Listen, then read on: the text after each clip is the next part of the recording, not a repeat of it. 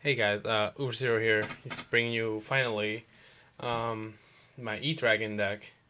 It is for the most part completed. I want to say. I think the only thing I'm really missing is one final Draco stack to make my set. But this is my second week playing the deck at locals, and I gotta say that the deck has been working um really well. I've gotten a chance to play a couple mirror matches. I won them both because I feel like my experience with it is like a little superior to those who just started playing it now, like even 2 weeks from now. Um, I've like I've decked out my deck to the point like is basically all I do when I play mirror matches and we're going to game two. I just had like 3 cards because it's designed to beat the mirror. Um, Today I had a really good day at locals. My only loss was to Mermill on game three because I had to overextend to put Benny's on the field, and then the reason why I got mad about it is because he made a comment on like, oh, I hate Benny's fiend, blah blah blah, whatever. But like then he just goes summon Pike, discard infantry, pop, reborn, attacks for game. So I'm like, shut the fuck up.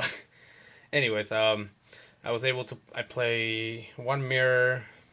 IoT came with the dragon. IoT came with Gaia, Econ, and a bunch of plays like that. He chose not to play Valor on my guy after I entered battlefield because he didn't assume that I had the second econ to put his Draco Sack token in Tecmo. I made it to top two. I played a mirror match against Joe Bogley. It went really long, but that's what locals are for. You know, you test. You want to kind of you sit down and think, oh, your plays because you don't really get to get this like live. Being able to read your opponent as much as you can, as than you do like testing dual network. But overall, I ended up making the play around. I was constantly. He had one back row. He had like a colossal defense mode and a seven monster. I was like, most likely I got him down to 800. That's why I was like I assumed that he was going in defensive mode, but I kept thinking his back row set was breakthrough skill or Benny Emptiness, so I kept playing around it. I ended up making Berate and putting reborning my Berate with Redis effect and like putting his token attack when attacking for game. Because I was like, okay, if he has econ, I can still like set my board. But the fact I only had 2 Draco sacks and I already had playing both, I was down to like, oh, now I'm just gonna have to fucking sit tight and on my last big eye. And I already used my guy just to put damage on the board. So that went well. Me and my friend who was waiting for top two, we split top first and second, and we got 75. We got a bunch of shit. We got 3 special editions of Cosmo, pulled 2 breakthrough skills. That was really good. I got a Masters of the Case and the Dreads and a couple good shit. So it was overall a good day. Um, so I'm just going to show you guys like a little core build that I have here.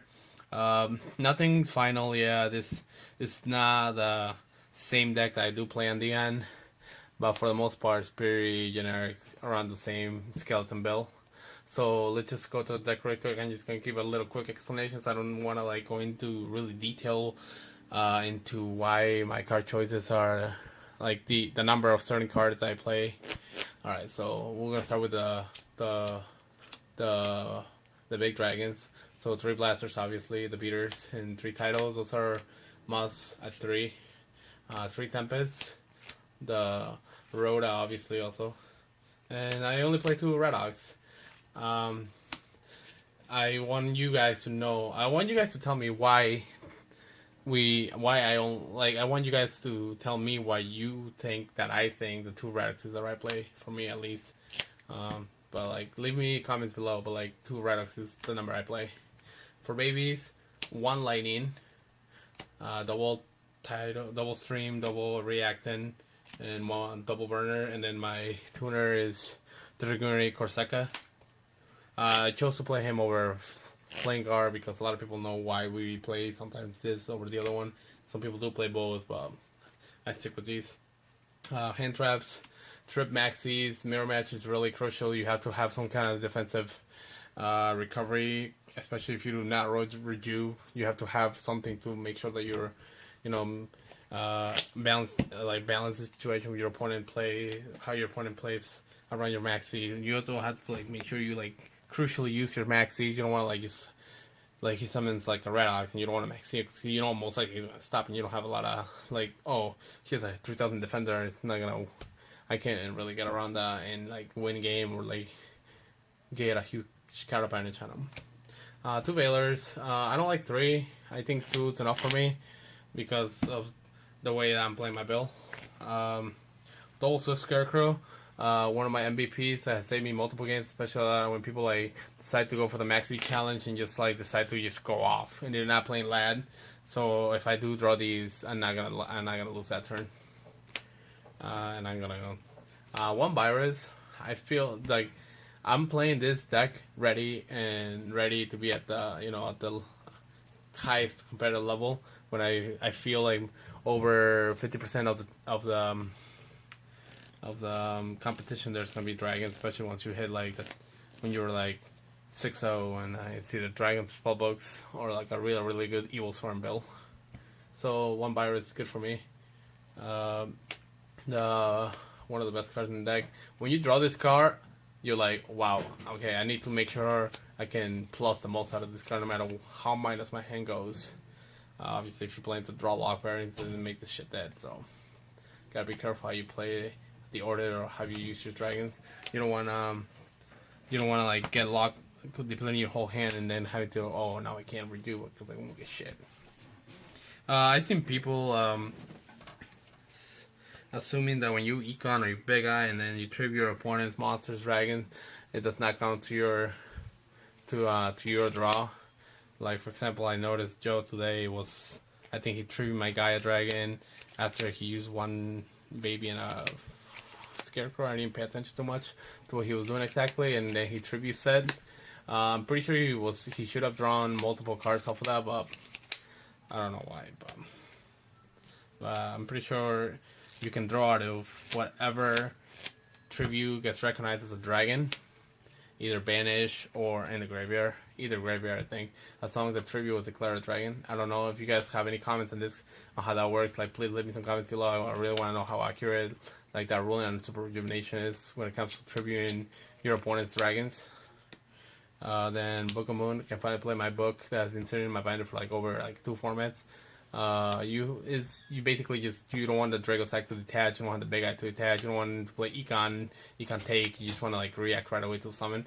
Against Sophian also, you just want to book it, and don't let him get the pandemics. 1 Chalice.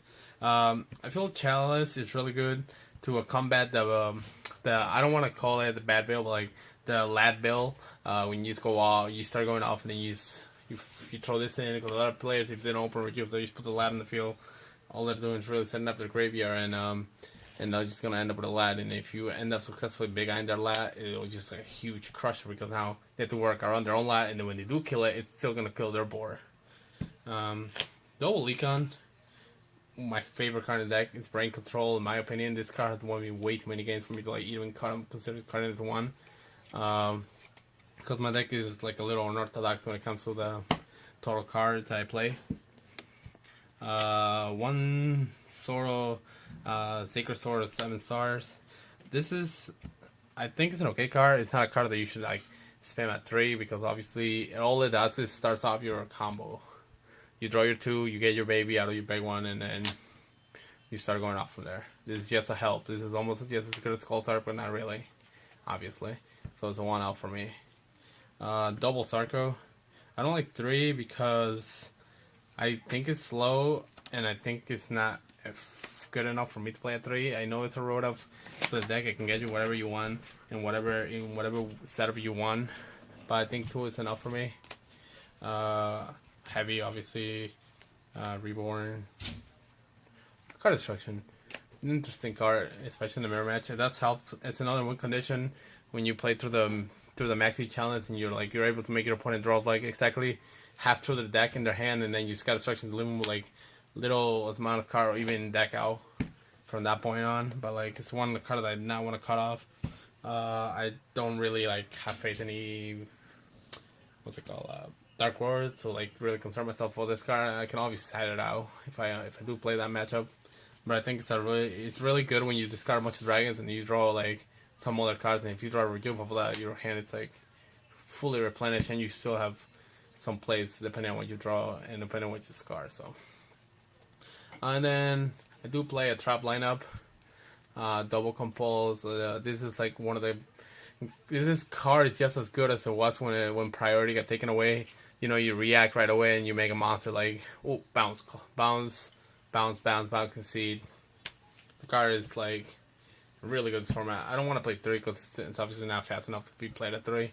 One break the skill, not my favorite card, but I feel like still need it in game 1, especially if you need to like get over an Ophia and get over whatever you need. But it's not like a card that would like spam at 3 or 2.